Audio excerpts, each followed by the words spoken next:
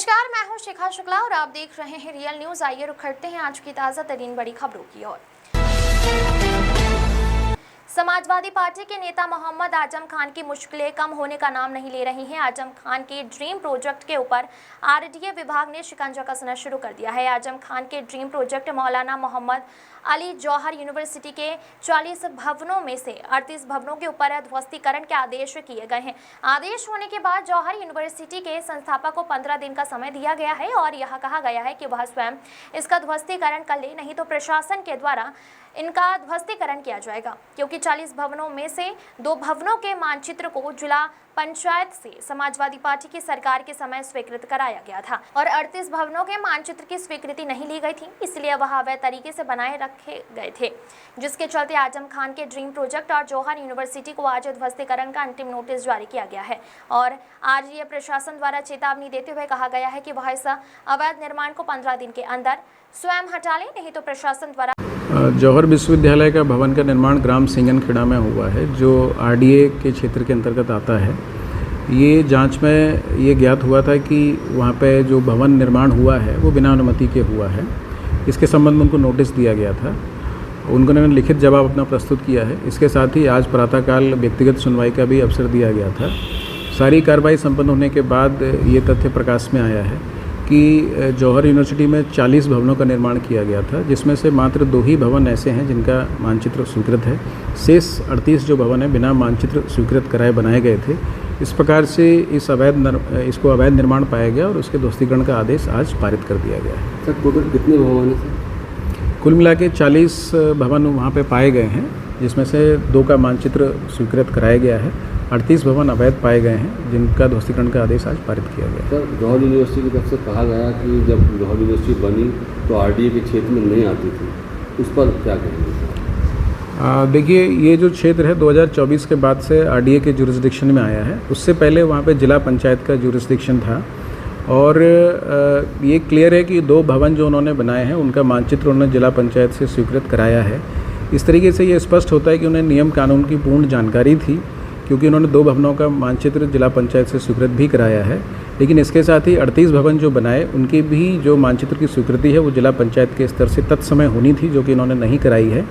और 2024 के बाद से जब से आरडीए ने टेक ओवर किया है तो जिला पंचायत के जो दायित्व थे स्वीकृति संबंधित या अवैध निर्माण के ध्वस्तीकरण से संबंधित, वो अब आरडीए को करने हैं। इस प्रकार से तत्समय जिला पंचायत से मानचित्र स्वीकृत न कराने की दशा में ये 38 जो भवन है अवैध रूप से निर्मित पाए गए हैं, इस पर आरडीए ने ध्वस्तीकरण का आदेश पारित किया है। तो जो आज आदेश पारित किया, ये कार्रवाई कब तक अमल में लाई जाएगी?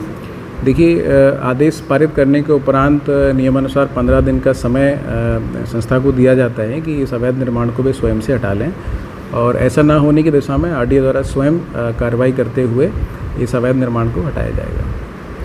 इजाजत आपको दी यहाँ आने के लिए? देखिए, मैंने पहले कहा कि मैं पार्टी का एक सिपाही हूँ, पार्टी की नुमाइंदगी कर रहा हूँ यहाँ पर, और माननीय अखिलेश यादव जी का ही पैगाम लेकर के मैं आप सब जनता के दरमियान और आप मीडिया के दरमियान ये इस बात का ऐलान करता हूँ कि पूरी पार्टी जिस तरह से माननीय मुलायम सिंह यादव जी मरहूम और अन्य अखिलेश यादव जी जो हमारी पार्टी के प्रेसिडेंट सदर साहब हैं, वो पूरी पार्टी जो है इसको अल्हम्दुलिल्लाह यूनिवर्सिटी के क़याम से लेकर अब तक खड़ी है और खड़ी रहेगी। इसलिए कि योगदान आप किसका मानते हैं, समाजवादी पार्टी का, नेताजी का या अखिलेश जी का? देखिए, यूनिवर्सिटियाँ 1-2 दिन की मेहनत से नहीं होती। यूनिवर्सिटियाँ बड़ी मेहनत होती है और बहुत सी मेहनतें, बहुत से दिमाग, बहुत सी कोशिशें सब लोगों की होती हैं।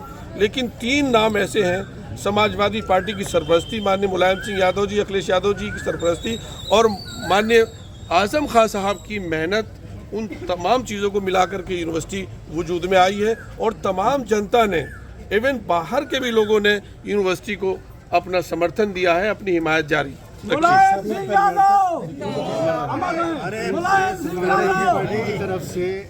समाजवादी पार्टी की तरफ से एक प्रवक्ता ने ये कहा कि अगर ये बिल्डिंगें गिरा दी जाएंगी तो जब सपा की सरकार आएगी तो चाहे 10,000 करोड़ रुपए लगे हम दोबारा बना देंगे। तो क्या गिराने का इंतज़ार करेंगे या रोकने के लिए कुछ करेंगे? देखिए, हम बिल्कुल ये नहीं चाहेंगे, एक जिम्मेदार होने की हैसियत से हम कह रहे हैं कि यूनिवर्सिटी का कोई एक प्लास्टर भी गिरे, क्योंकि इस बड़े काड़े कमाई मेहनत की ये चीज़ है और ये हमारी साझा विरासत की अलामत है। हम सब लोग तालीम के इस इबादत खाने की इज्जत करते हैं, उसका एहतराम करते हैं और यही एहतराम का नतीजा है कि हम लोग यहाँ गेट पर ही रुके हुए हैं, चूँकि इंतज़ामिया का उनकी अपनी कुछ मजबूरी रही होगी और वो हम उसको वो नहीं करते, क्योंकि तलबा भी हैं, बच्चे पढ़ रहे हैं, डिस्टर्ब होगा। हम डिस्टर्बेंस के लिए नहीं आए हैं, बल्कि हम यूनिवर्सिटी के वक़ार को बुलंद करने के लिए आए हैं और हमारे साथ हिंदू, मुसलमान, सिख, ईसाई सब लोग हैं साथ में और ये यूनिवर्सिटी की खूबसूरती है। मैं समझता हूँ कि इसमें हमारे रामपुर ज़िले के तमाम ये जर्नलिस्ट, पत्रकार साथी जितने भी हैं वो सबकी भी, जो मैं देख रहा हूँ कल परसों से और उससे पहले दिल्ली में भी, सबकी, एक आदमी भी निगेटिव सोच रखने वाला नहीं, सबकी यही है कि तालीमी इदारों को बाकी रखना चाहिए और रहना चाहिए, उसको उसकी शान बान के साथ रहना चाहिए। और अगर कहीं कोई वो चीज़, मान लीजिए इतनी बड़े इदारे में कोई चीज़ अगर है तो उसको दूर किया जाने का बहुत से रास्ते हैं और इंशाल्लाह हमें उम्मीद है कि यूनिवर्सिटी अपना काम करती रहेगी और करेगी। नदवी जी एक सवाल है मेरा कि जौहर यूनिवर्सिटी को तोड़ने के बजाय कोई एक बीच का रास्ता निकाला जाए जिसको इंशाल्लाह टूटने का आप नाम ही मत लीजिए, अल्लाह ने चाहा तो कुछ नहीं होगा। हमें उम्मीद है कि हमारी हिंदुस्तान की जनता और उसमें जो कुछ भी है वो इतने अभी नहीं हैं लोग कि इतने सख्त दिल नहीं हैं कि वो यूनिवर्सिटी को तोड़ने की बात किसी तरह का ना पहुँचे। अगर कोई किसी तरह की वो है तो उसको दूर किया जाना चाहिए, संवाद के जरिए से कानूनी उसका हल निकालना चाहिए।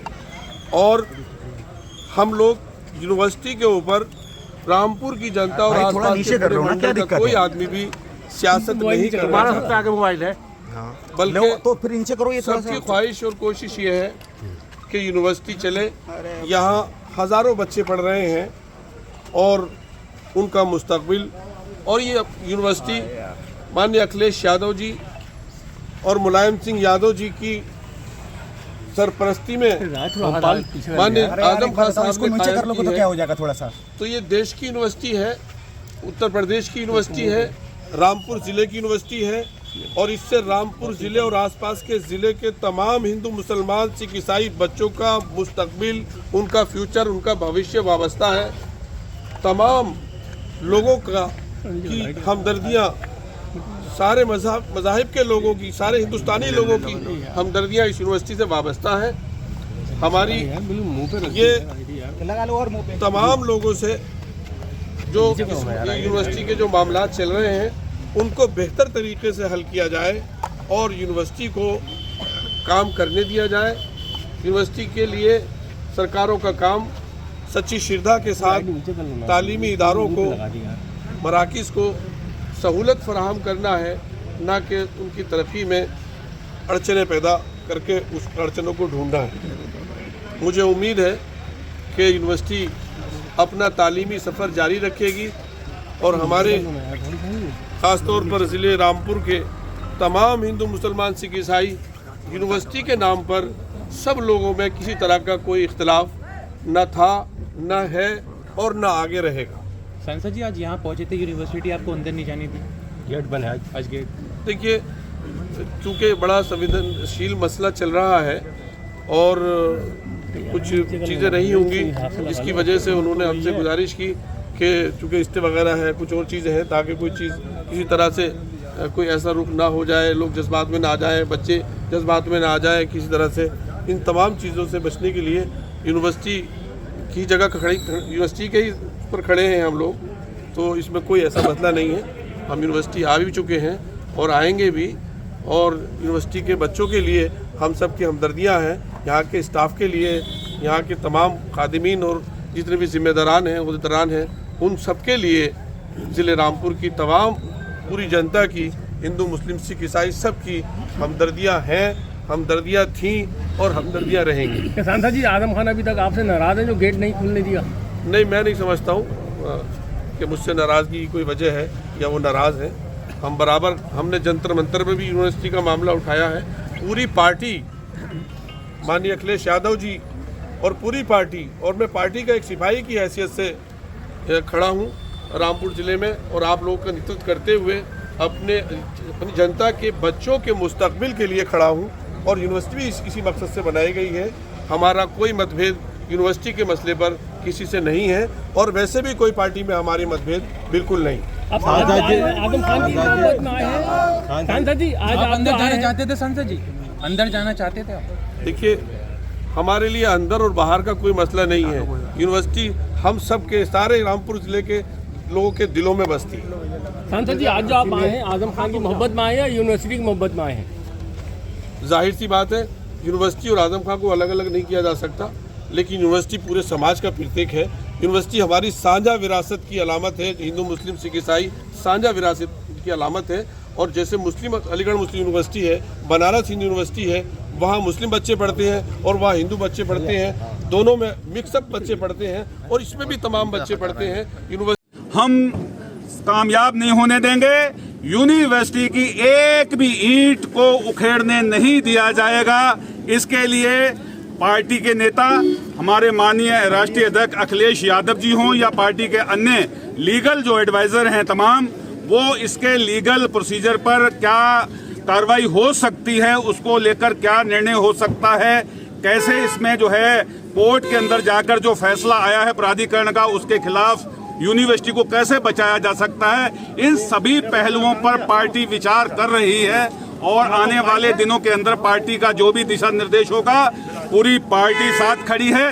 पार्टी ही नहीं, पूरा हिंदुस्तान के सभी शिक्षा और प्यार करने वाले, शिक्षा को प्यार करने वाले, भले कोई भी हिंदुस्तान ही नहीं, पूरी दुनिया के लोग आज यूनिवर्सिटी के इस जो फैसला आया सरकार के फैसले के खिलाफ खड़े हैं। और इसी को लेकर आज बड़ी संख्या में हम यूनिवर्सिटी पर पहुंचे हैं। और ये चेतावनी है प्रदेश की सरकार को और जिला प्रशासन को कि ये यूनिवर्सिटी को रामपुर तक सीमित नहीं है, ये उत्तर प्रदेश तक सीमित नहीं है।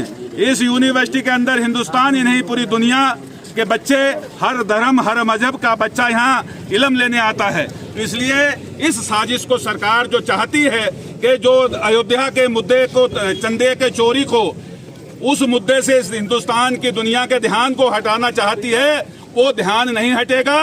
सरकार अयोध्या के चोरी के नाम पर फंसी हुई है और वो जौहर यूनिवर्सिटी के नाम पर हिंदुस्तान के लोगों को आपसी मतभेद में लाना चाहती है। हिंदुस्तान का दलित, हिंदुस्तान का माइनॉरिटी अल्पसंख्यक, हिंदुस्तान का हर वर्ग आज इस ऐसी तमाम जो शिक्षण संस्थाएं हों, भले वो अलीगढ़ यूनिवर्सिटी हो, बनारस हिंदू विश्वविद्यालय हो या रामपुर का जौहर विश्वविद्यालय हो, उनके साथ अगर सरकार इस तरह का व्यवहार करेगी तो बर्दाश्त नहीं होगा।